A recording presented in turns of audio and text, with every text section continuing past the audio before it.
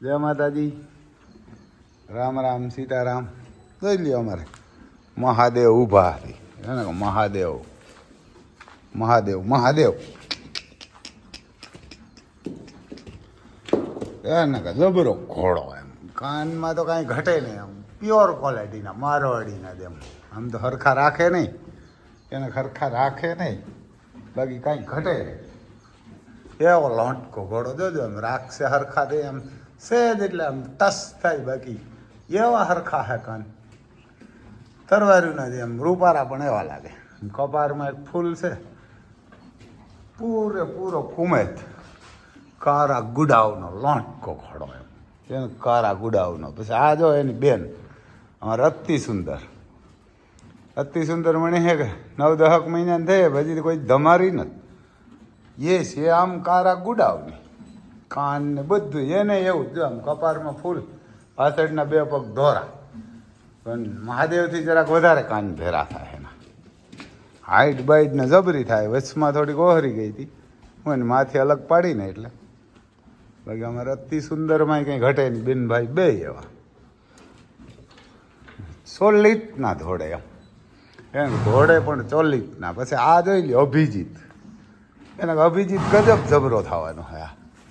આ 10 મહિનાના આજુબાજુ છે, પણ એવડો ઘોડો મને છે કે કોઈ નથી એવડી હાઈટ કરી એની જબરજસ્ત. એને અભિજીતની હાઈટ મને છે કે આ કદાચ વધશે ને તો બધા કહે ને કે 60 ને 67 ને 68 ને ત્યાં જ આવો જાય. મને તો એવો લાગે એમ. હજી તો એવાર ના કે મને કે 10 મહિનાના આજુબાજુ નહીં છે, પણ તમને ઘોડો જ લાગે એમ. અમારે ઓલો 18-20 મહિનાનો હોય ને આલિશાન, એના જ એવડો, એનાથી ગણ ખરું હોય થોડો. અમારે લક્ષ્મી કદમનો દીકરો હોય એ કે લક્ષ્મી કદમ ન કઈ એની મા એવડી હાઈટ વાળી નથી ને બાપી નથી, પણ એમાં કઈ બાકી નહીં એવી હાઈટ કરશે. યાર ને અમારે બાકી નહીં એવી હાઈટ કરવાનો છે. જો એક પગ વાઈટ છે આગળનો ને એક પાછળનો છે આખોનો, કરે ડાબો ને કરે જમીનો. આમ હાઈટમાં તો કંઈ ઘટે જ નહીં, કલરમાં પૂરેપૂરો બ્લેઝ છે. પછી દેવમણી અને કાંઈ ઘટે એવો. જો આમ બાજુમાં તમારે આમ નકા ઘોડી ઊભી, મને હા ઘોડીને તળો વેઠે તમને દેખાય. જો આ મહાદેવની માં છે, એને કા મહાદેવની માં છે એટલે એમ થાય કે એના થઈ જરા તરા ઊંચો લાગે. આ અમારે મહાદેવની માં છે, એને કે કાંઈ ઘટે નહીં એવું. આખો રજો અમારે આલિશાન છે. આને કહો 20 મહિનાના આજુબાજુ નહીં છે, 20-22 મહિના, 20-21 મહિના એ, પણ એના થોય જબરો લાગે. હા આ એના થોય જબર ને જબર થાય. આ 5 વર્ષ થાય તો કંઈક જોવો પડીએ કોકને કે ઘોડો આવ્યો એમ. એવડી હાઈટ કરી અમારે દીપનાજી. દીપનાજી ખલી જેવો થાય એ, ખલી જેવો. ને આ અમારી આલિશાન, એને અમારે તુફાનની માં, અમારી ફામની આન ભાન ને ચાન હે. હમણાં તો એને જોગાણ ઓછું કર્યું, લોટકી વધારે થઈ ગઈ ને એટલે દઈ લે. પણ એમ હોજપ એના બાપનો. અમારે તુફાની એવો હોજો, કોઈ દી પાટું નહીં, બટકો નહીં, ગમે એના ભેરી મોકરી ઊભી હોય હલે એની. લોટકી જરાક વધારે થઈ ગઈ, હમણાં ના પડ્યું કે ભાઈ આને જોગાણ જરાક હવે થોડુંક કરી નાખજો. તુફાનને મહાદેવને એવા કરી નાખ્યા, એને તો બંધ કરી દીધા બપોરે. એને બપોરે બંધ જ કરી દીધા કે બહુ લોટકા થઈ ગયા હતા. કારણ કે સાંજે દૂધ જડે, સવારે દૂધ જડે, પછી સવારે સાંજે જોગાણ જડે. એટલે એવું હે ભાઈ. નુકર ઉભા અમારે સેલ લઈ જઈ લ્યો.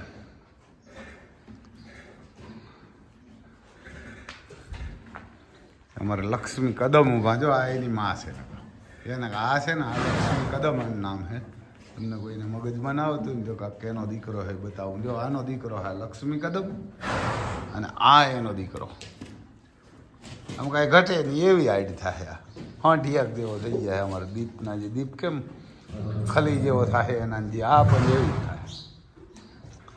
પછી આપણે તમને આગળની અપડેટ આપીએ. એક છે અલબેલિયા કે એવું કંઈક નામ છે, અને હું તમને કહું કેટલા રૂપિયાને કામ છે ને કેટલા દીમાં પુગાઈને. આ કામ છે એ બરોડાની એજન્સી છે ને એનું હે ભાઈ, આ મિત્તલબેનનું નથી. અને એ ન કાઢતા તમે. અને મિત્તલબેનના ઓલામાં હમણાં આવી જાય એને કે એમાંય આવી જાય લગભગ 15 કે 17 તારીખ સુધી છે ને 18 તારીખ સુધી આપણે વાટ જોવાની છે ઓસ્ટ્રિયા વાળાઓને. એની હું તમને આગળ વાત કરું. પછી ઓસ્ટ્રિયા વાળા છે ને એનું લગભગ એમાંથી ઘણાઈને જાવું અને ઘણાય નથી જાવું. ઘણા હારા માણસ એવા છે એમાં, અને ઘણા ગરીબ માણસ અને સીધા માણસ છે ને એને જાવું. એટલે લગભગ 15-17 તારીખ છે ને 17 તારીખે એના કાગળિયા દિલ્હી આવી જાય. અને કાગળિયા નહીં આવે ને તો સામેથી મિત્તલબેન કેન્સલ કરી નાખીએ. એને સામેથી બધા પ્રોજેક્ટ આખો કેન્સલ કરી નાખીએ. હમણાં દક્ષિણ કોરિયાવાળા છે ને એનો પ્રોજેક્ટ આખો કેન્સલ કરીને 2-2 લાખ રૂપિયા ભર્યા હતા, એના પાછા આપી દીધા. પછી આપણે બીજે આના તો કોઈને કારણ કે ફોન ઉપાડે જ નહીં, ઘરો ઘરે જ છે. એક દી હું પણ મારે એ કામ હતું ને એટલે કોર્ટમાં હતો અને ફોન કોઈના નહીં ઉપાડ્યા. 15-17 ફોન કર્યા તે સુધી એમબીસીની ઓફિસમાં એ નહીં ઉપાડ્યા. પછી આપણે કરશનભાઈ છે ને મેર શક્તિ સેનાવાળા એનો ફોન આવ્યો મને. એટલે મેં કીધું હું વાત કરી લઉં, વાત કરીને તમને કહું. પછી મેં ફોન કર્યો એટલે મિત્તલબેન એમબીસીની ઓફિસમાં એટલે મારો ફોન નહોતો ઉપાડ્યો. પછી મેં બોલીને મોકલી દીધું કે બેન ફ્રી થાવ ને એટલે મને ફોન કરજો, મારે કામ છે. પછી અડધી પોણી કલાક પછી એનો ફોન આવ્યો કે બોલો રમભાઈ શું કામ છે. એટલે મેં કીધું કે ભાઈ આ રીતે છે ને ઓલા બધાય 35-36 જણા છે ને એ કરશનભાઈ મેરા ગયા હતા અને કરશનભાઈને વાત કરી. કરશનભાઈનો મને ફોન આવ્યો હતો. કરશનભાઈને જવાબ હું દઉં તો કાંઈ વાંધો ને, કરશનભાઈને જવાબ તારે દેવો હોય નકર મેં કીધું હું તમને લાઈનમાં લઉં. તો કે અત્યારે નહીં, સાંજે 6-7 વાગે લાઈનમાં લેજે. એટલે મેં કીધું મને જ લાઈનમાં નથી આવડતું, હું તમને નંબર આપી અથવા તો સાંજે હું દીપને કહે એટલે લાઈનમાં લઈ દઈએ. કારણ કે આપણે નિહાર ધક્કો નથી ખાધો એટલે લાઈનમાં લેતા ના આવડે. પછી એને કરશનભાઈએ વાત કરાવી દીધી અને કરશનભાઈને કીધું કે ભાઈ 15-17 તારીખ સુધી છે ને 18 તારીખ સુધી વાટ જોવાની છે. મારે બીજા ઘણા જવાના છે. આમ ટોટલ 66 જણા છે. એમ કે ટોટલ 66 જણા છે. એમાં નેપાળના છે 18 જણા. તો એટલે એ ગરીબ માણસ ન મરી જાય. જેને આમાંથી જવું હોય ને એ તૈયાર જ રહેજો. મિત્તલબેન કોઈને રૂપિયા નથી ખાઈ ગઈ. અને એ બધી મેં વાત કરાવી એને. જે તમે આ કહાનીઓ કર્યું ને એ બધી એને કરશનભાઈને કીધી. એટલે કરશનભાઈ બધાને ઓળખે, મને ઓળખે, તમને ઓળખે. કરશનભાઈ કેવો માણે ખબર કે પહેલાં તો બધી તમારી તપા કરીએ ને પછી મારી કરીએ ને મિત્તલબેનની. મને તો ઓળખે જેને ખબર જ છે કે રામભાઈ ખોટું કરે જ નહીં, કરે ને કોઈ દી મૂકે નહીં. કરશનભાઈ કેવો માણસ કે ક્યાં માણસને એક જ ગુસ્તો મારીએ ને તો મરી જાય, એક જમાં મારી નાખે. મિલિટરી વાળો હોય એવી જગ્યાએ કામ કરતો હતો મિલિટરીમાં. એક જ ગુસ્તા માણસને ખૂન કરી નાખે.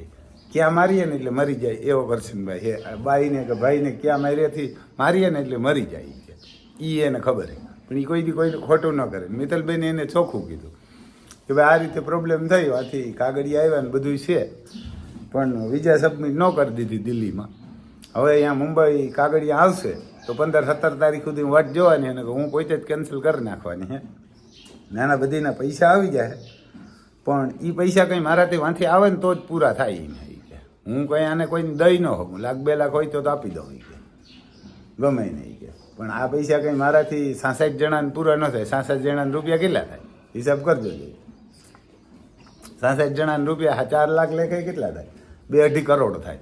એટલે એ કંઈ મિત્તલબેન આપી જ ના, ઉપરથી એજન્સી આપે ને તે જ આપે. અને એ કીધું કે તમારું પ્રૂફ જોવાય તો કરશનભાઈને કીધું મારી ઓફિસે આવજો. અને જેટલા પૈસા દીધા ને મેં ક્યાં દીધા ને ક્યાં નથી દીધા એ બધુંય પ્રૂફ મારી મેં રાહે અને લખાણી છે. આપણે કોઈ દી કોઈને ખાધા નથી ને ખાવાય નથી. એટલે કરશનભાઈ કીધું કાંઈ વાંધો નહીં બેન કે થતું એટલે હું કરાવી. જેને ન જવું હોય એને કાંઈ નહીં. એટલે તમે બધા જેને જવું હોય ને એ તૈયાર જ રહેજો. અને હમણાં જોઈ દક્ષિણ કોરિયાવાળાને પાછા આપી દીધા 7 જણા હતા તો બધાને 2-2 લાખ હતા. ખાવા હોય તો એ ખાઈ જાય. પછી તમને એમ થતું હોય તમે આ રૂપિયા નહીં જોયા હોય. આમ બધાય નુકસાન જવાની. મિત્તલબેનને જવાની છે, મને જવાની છે. મારા 2 છોકરાઓને ભરેલા 9 લાખ રૂપિયા 4.5 મેં ભર્યા. તમને એમ થતું કે રામભાઈ દીધા નથી પણ મેં દઈ દીધા. આ મારે તો તમે પૂગી જાવ ને પાસે પૈસા દેવાની, ત્યાંથી મને પૈસા આપે એ વાત છે. એટલે એ કોઈ તમે આપણે કોઈને નહીં કહેવું પડે કે તમે કેન્સલ કરી નાખો. અને નકર પછી જે આ વિઝા સબમિટ ના આવી જાય 15-17 જણાના નામ ના આવી ગયા પણ અહીંયાથી તારીખ આપે અહીંથી ટ્રેજરીની ઓફિસ કીએ, આપણે બહુ કંઈ ખબર નથી, એમબીસીની ઓફિસ કહેતા ટ્રેજરીની, ત્યાંથી તારીખ આપે. પણ એ કાગળિયા વિનાની તારીખને શું કરવું? કારણ કે આ કદાચ તમારે કિસ્મત જોર કરતા હે ને, અને જે જાય હે ને, અને કિસ્મત જો હારા હે હારા મન નથી લાગતા તમારા. કારણ કે તમારા વાહે હતા ફ્રાન્સવાળા, એનું મોર થઈ ગયું વિઝા સબમિટ. કેનેડાવાળા તમારા વાહે હતા 12 ભરીને પણ તમારું મોર થઈ ગયા. એટલે તમે સારા માણસ જ નથી લાગતા. એમ તો આપણે તો એવું જ લાગે કે તમે આ જેટલા બધા જાય ને એ લગભગ સમજી લીજો, આપણા કહેવાય નહીં ને, કદી કીધું હોય તો આવા જ છે એ બધા. એવા કે લગભગ એમાં કોક હારા માણસ હોય તો ભલે એવા તમે ખટપટ કર્યા, તમારે ખટપટ ને એ બધા જો ઈમેલું તમે કર્યા કરશનભાઈને બતાવ્યા ને, તો કરશનભાઈ એ જ કહે કે કોઈને રૂપિયા જ ન દેવાય.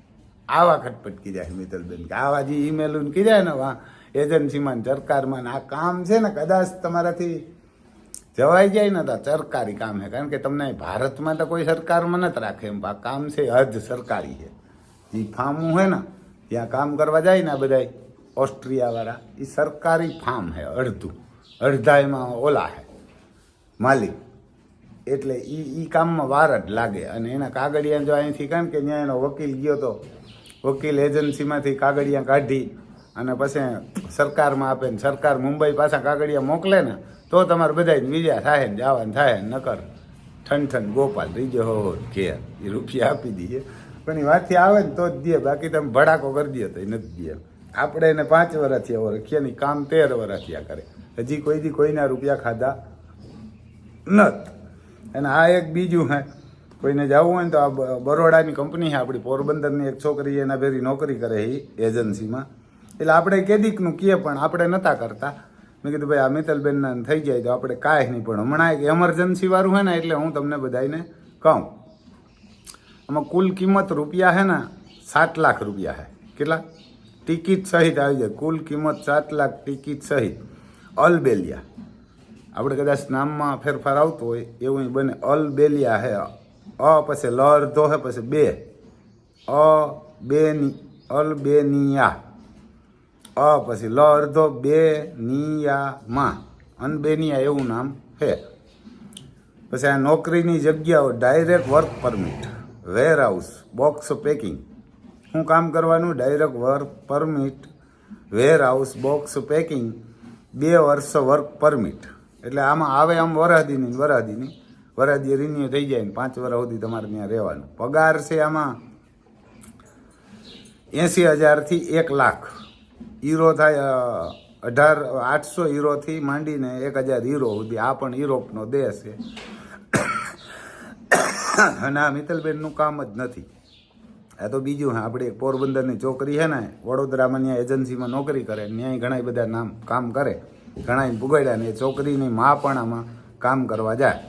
એટલે કીધું કે રમભાઈ તમે આમાં 40 જણા જોઈએ, લેડીઝ ને જેન્ટ્સ, 20 વર્ષથી માંડી અને 45 વર્ષની ઉંમર હાલે, લેડીઝ ને જેન્ટ્સ. પછી આમાં તમારે પહેલાં રૂપિયા કેટલા દેવાના? ખાલી 50,000 રૂપિયા. 50,000 રૂપિયાને કાગળિયા. તમે ટોટલ કાગળિયા પૂરા કરી દો, જે એને જોતા હોય, પાસપોર્ટ છે, Aadhaar card, PAN card, living સડતી, મેરેજ સડતી, એ બધું જડી જાય. અને 50,000 રૂપિયા એટલે તમને 20 દીમાં કે મહિના દીમાં વિઝા આવી જાય. હું 2 મહિનાનું કહું તો આવી જાય. જો 20 દીમાં જ આવી જાય, 20 થી 25 દીમાં બધું કમ્પ્લીટ થાય એટલે 20 દી 15 દીમાં આવી જાય. એને કીધું આપણે 2 મહિના કહીએ. પછી આમાં કંપનીમાં શું સુવિધા છે ને એ હું તમને કહું. કંપનીની સેવાઓ, આવાસ આપીએ, પછી એક ટાઈમ ભોજન આપશે, વિઝા ફી ને તબીબી એ પણ ફી છે, બધા ફ્રી. પછી ફરજનો સમયમાં કામનું સમયપત્રક 8 કલાક અને દિવસની તમને 3 થી નોટી, એટલે 3 થી 4 કલાક ઓવર ટાઈમ આપશે. અને 5 દિવસનું અઠવાડિયું, 5 દિવસ કામ કરવાનું. એનું અઠવાડિયું 5 દિનનું. પછી તમે શનિ રવિના કામ કરો ને એ તમને અલગથી આપશે. અને મહત્તમ સમય 30 કાર્યકારી દિવસો, તમામ ખર્ચો પ્રોસેસિંગ ફી સામેલ. આમ બધું આવી જાય, એ ટિકિટ, વીમો, આ તે બધું આવી જાય. 7 લાખ રૂપિયા તમારે 7,50,000 ગણવાના ખર્ચો એટલો આવશે. પછી આમ પીસીસી નથી જોતી, મેડિકલ નથી જોતો, કાંઈ નહીં. અને જવાનું 1 મહિનાની અંદર થઈ જાય. તમારે કોઈને જવું હોય ને તો 50,000 જ પહેલાં આપવાના, બાકી 6,50,000 વિઝા એગ્રીમેન્ટ આ તે બધું આવી જાય ને તમારે જવાનું હોય ને ત્યાં જ દેવાના હે. એટલે કોઈને જો જવું હોય તો લાખ રૂપિયાની આજુબાજુ પગાર ગણવાનો, અને આ પણ યુરોપનો દેશ છે, અને ત્યાંથી ઓલો ચેનેગન દેશ કહે ને એમાં જવું હોય ને તોય 3 મહિનામાં તમને કાર્ડ મળી જાય ને એટલે પછી જઈ શકો, અથવા ડાયરેક્ટ જવું હોય તો છૂટ છે એમ કીધું એજન્સીમાંથી. અને એ એજન્સી છે બરોડામાં, અને આપણી પોરબંદરની છોકરીની એક પ્રજાપતિની નોકરી કરે. એટલે એ તો ઘણી વાર મને એમ કીધું હતું ને એની મા એમાં જાય, અને એની મા એના પપ્પાને આપણે ઘરે આવી ગયેલ છે. એટલે તમારે કોઈને જવું હોય તો આપણું નામ છે રામભાઈ સિસોદિયા, ગામ કુણવદર, તાલુકો જિલ્લો પોરબંદર, અને ગાયુવાળા ઘોડાવાળા કયો, અને મોબાઈલ નંબર છે 98 252 053 99. હજી એકવાર બોલી દઈએ, 98 252 053 99.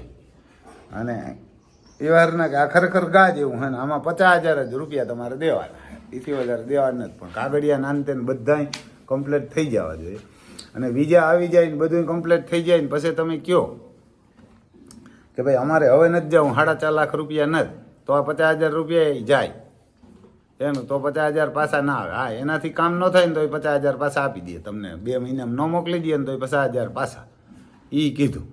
પણ તમારે કાગળિયા માગે એ પૂરા કરવા પડે.